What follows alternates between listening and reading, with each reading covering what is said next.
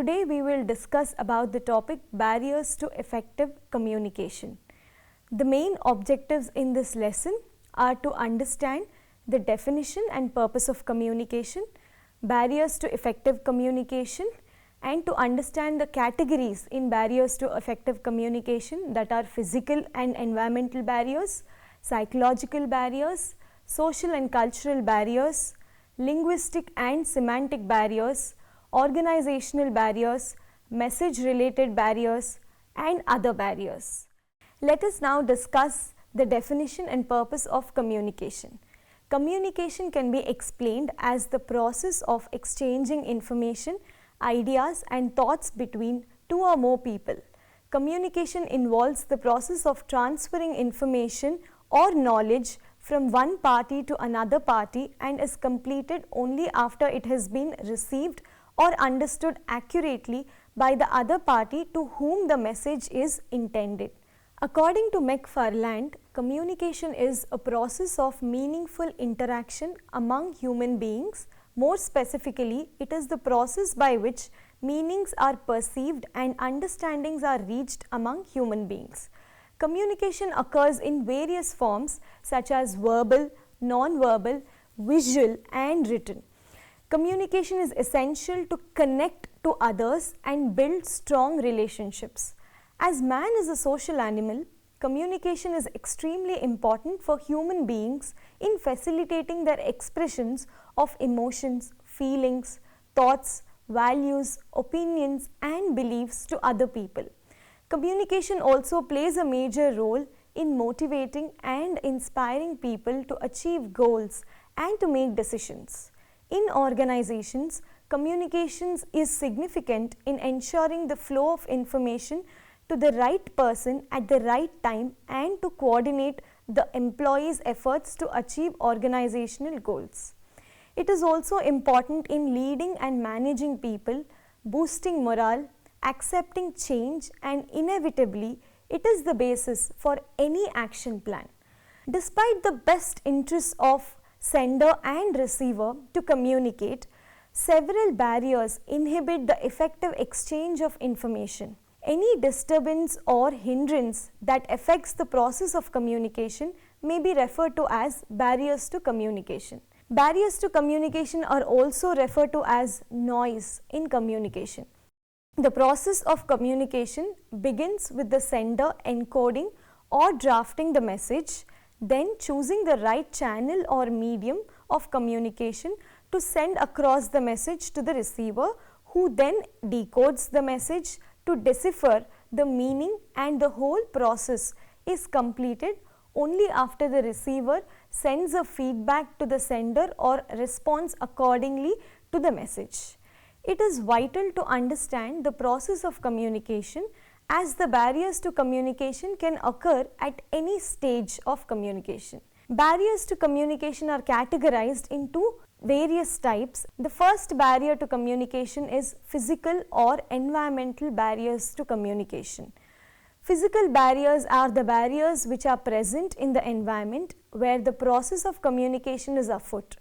Physical or environmental barriers distort the communication by interfering from the outside or from an external field. They differ with different places and situations. Physiological barriers are related to the physical health condition or physiological functioning of senders and receivers involved in the process of communication. For example, if a person is experiencing deafness or any hearing difficulty, it can become a barrier to communication. Inability to read and write due to a physical condition is also a part of physiological barriers. Some of the physical or environmental barriers which are commonly observed that hinder the process of communication. The first one is noise.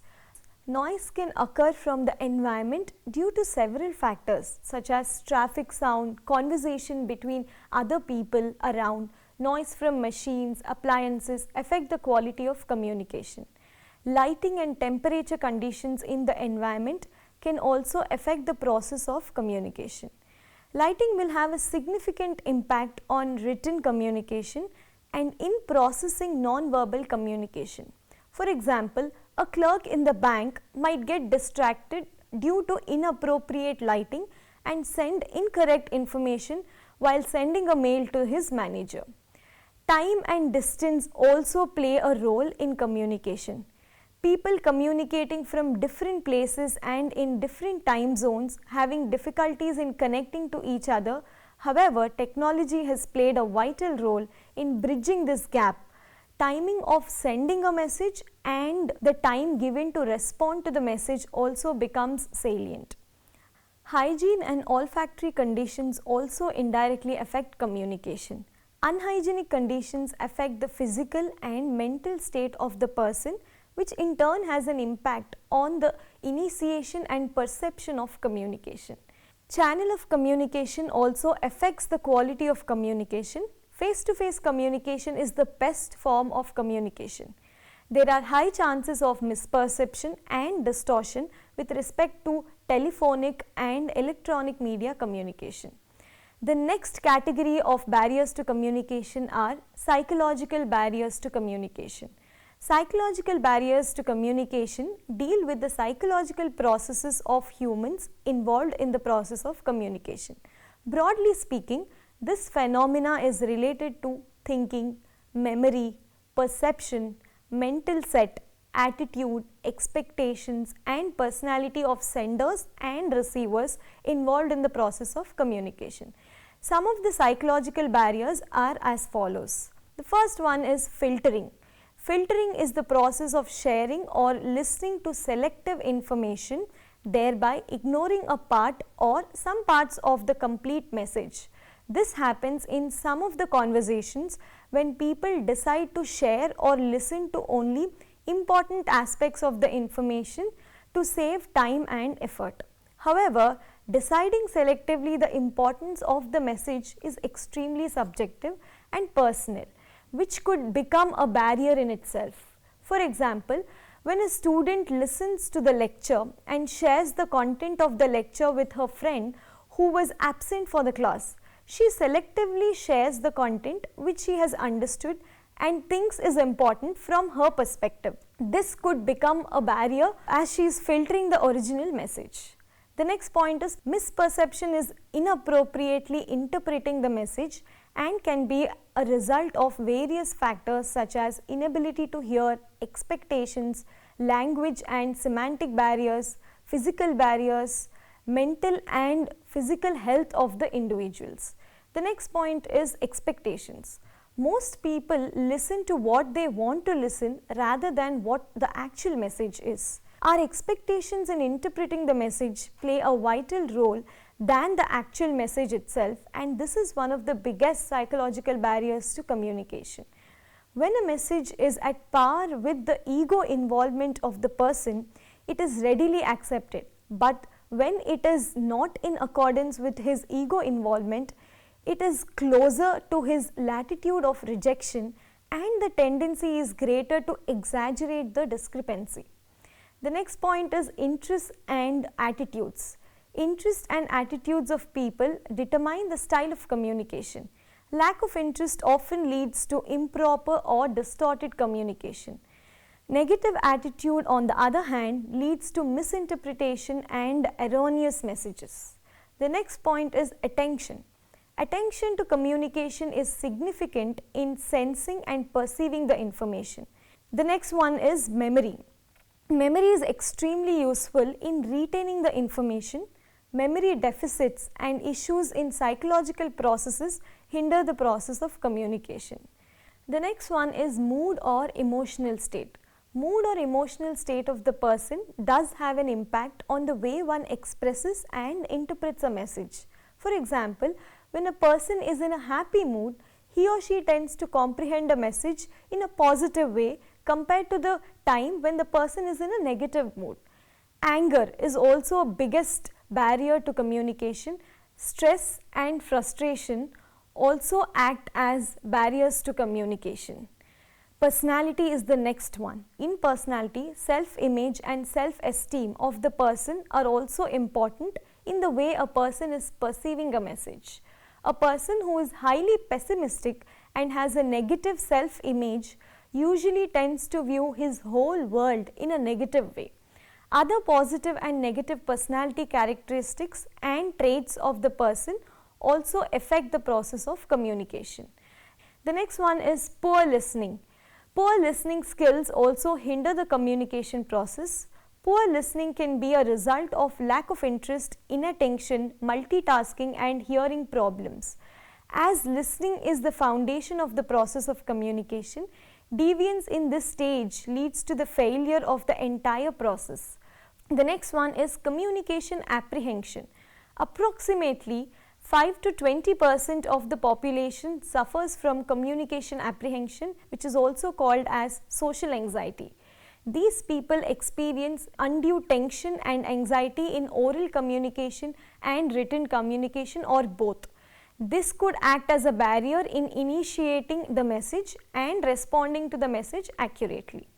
Now we will move on to the next category of barriers, that is socio-cultural barriers.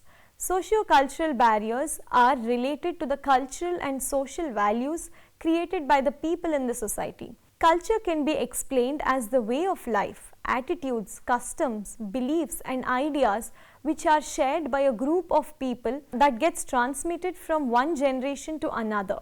As culture is deeply embedded in the society, it has a phenomenal impact on the way people communicate with each other. When people from different cultures and societies interact, there is a potential risk of communication barriers. There are high context cultures and low context cultures which differ in the way they emphasize the role of verbal and non-verbal communication. Let us now discuss some of the factors that create cultural barriers.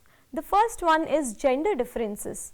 Gender differences create communication barriers in few situations as both men and women have different styles of communications.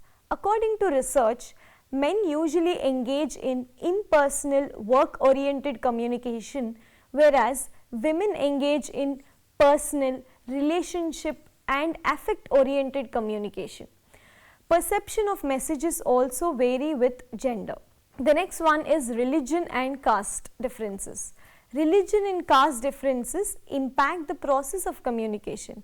Use of language concerning rituals, traditions, norms, customs and attitudes differ with every culture and create the differences in perception. The next one is socio-economic status differences.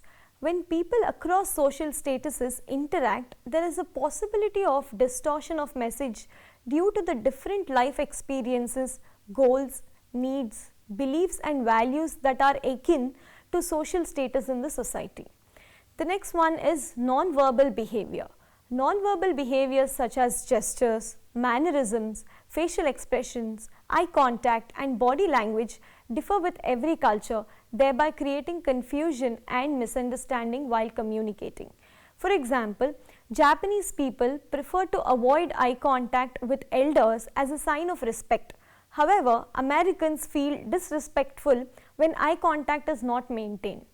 The next one is proximity or space considerations.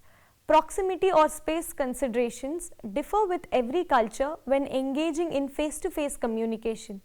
Proximity may become a barrier if it is not paid attention to. The next one is stereotypes. Stereotypes are rigid, overgeneralized mental ideas about an entire group of individuals or about their behaviors as a whole. For example, all men are aggressive is a stereotype where the aggressive behavior is attributed to all men irrespective of considering other factors. Stereotypes act as a major barrier to communication because people operate from these preconceived notions without attending to the complete message. The next category of barriers to communication are linguistic and semantic barriers. Linguistic barriers occur due to the deficits in linguistic ability and language differences. Semantic barriers are caused due to the differences in interpreting the meaning of verbal and non-verbal communications. Both language and semantic barriers disrupt the ability to listen to the message and understand or process the meaning accurately. Let us now discuss some of the factors under linguistic and semantic barriers. The first one is use of jargons. Using technical words in communication without giving the meaning will create confusion and message will not be understood in the intended manner. This barrier to communication usually occurs when professionals or specialists in any field interact with others who do not possess the relevant knowledge. In organizations, managers should be mindful of this barrier as it can distort the message being communicated to the subordinates if proper explanation is not provided. The next one is language production or comprehension deficits. Any language production or comprehension deficits such as stammering, lagging, unclear speech, fumbling, utterance of improper sounds, compromised comprehension due to stroke or any other health conditions can create barriers to communication. The next one is language. Language can itself become a barrier to communication where people of different languages attempt to communicate with each other. Dialect, pronunciation, accent, tone, pitch, prosody can also create barriers to communication concerning the language. The next one is silence. Silence can have different connotations and can become a barrier to communication if clarification is not provided. The next one is homophones, homographs and homonyms.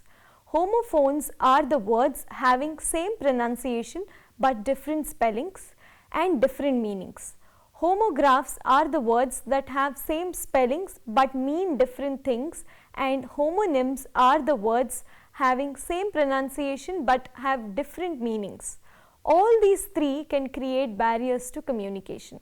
The next category of barriers to communication is organizational barriers to communication.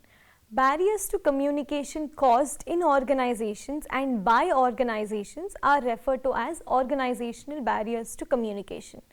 Organizational barriers tend to occur due to unclear roles and responsibilities, rigid rules and procedures, flawed structures and practices. Under this, we have power positions, authority, power and status of an individual in an organization affect communication when people interacting at various levels of hierarchy. For example, the communication between a manager and his subordinate may become distorted when the subordinate does not seek clarification due to the position of authority of the manager. The next one is organizational hierarchy. Unclear organizational hierarchy can also become a barrier to communication. Communication gets delayed and distorted if there are number of managerial levels in an organization. The next one is organizational policies. If organizational policies and procedures do not facilitate smooth flow of communication, then they can become barriers to communication in organizations. The next one is halo effect. Halo effect is the tendency to judge or rate a person incorrectly based on the impression on one particular favorable or unfavorable aspect that is observed in the person. This is one of the biggest barriers to communication in organizations. For example, a manager favors an employee because she is good looking and ignore other characteristics. The next one is technology. Technology failure can create blocks in communication in organizations as the communication between employees is mostly channeled through technology. As we have transitioned into a global economy, technology failure also affects day-to-day communication between people. The next one is time pressure. Time pressure, targets, deadlines can also cause errors in communication in organizations as it creates stress for the employees.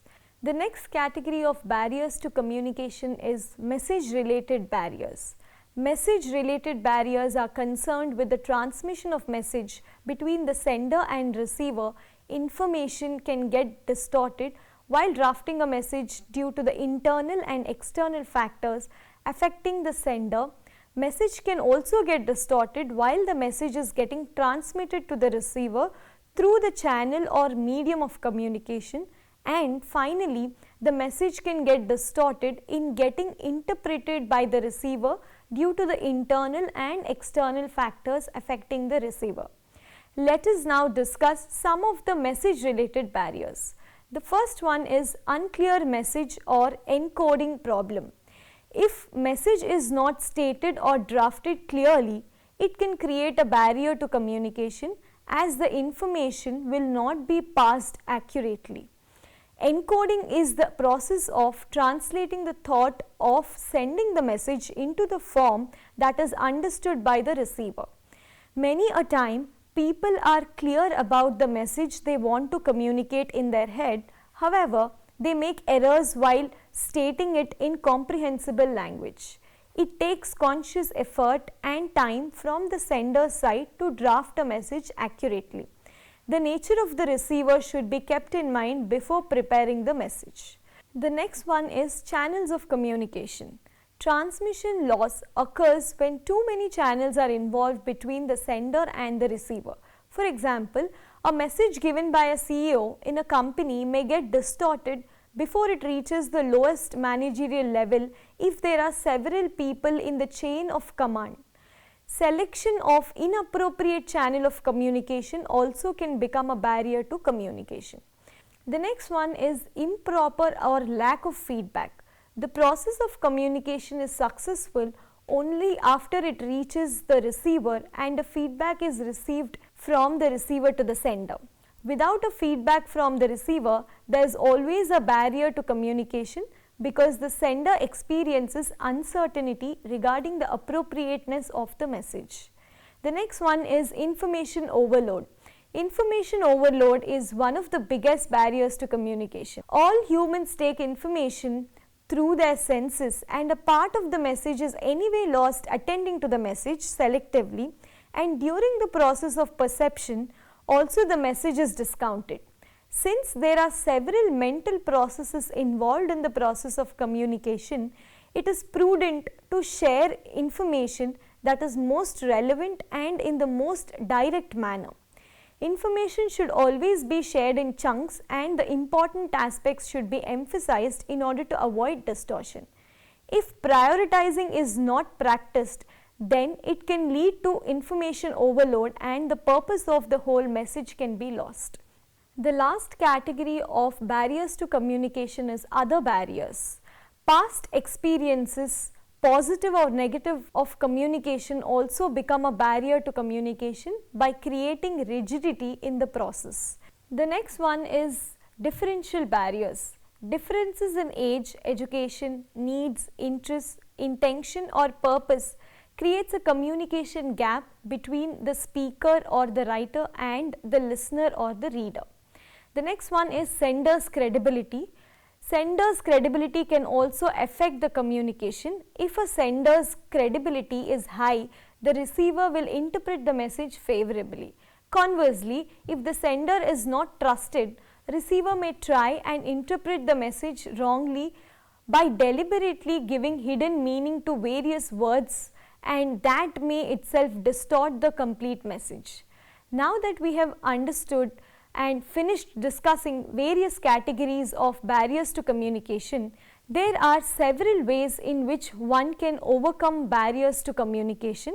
However, there is nothing as perfect or idealistic communication. Overcoming barriers to communication is helpful in reducing the gap of uncertainties in the process of communication.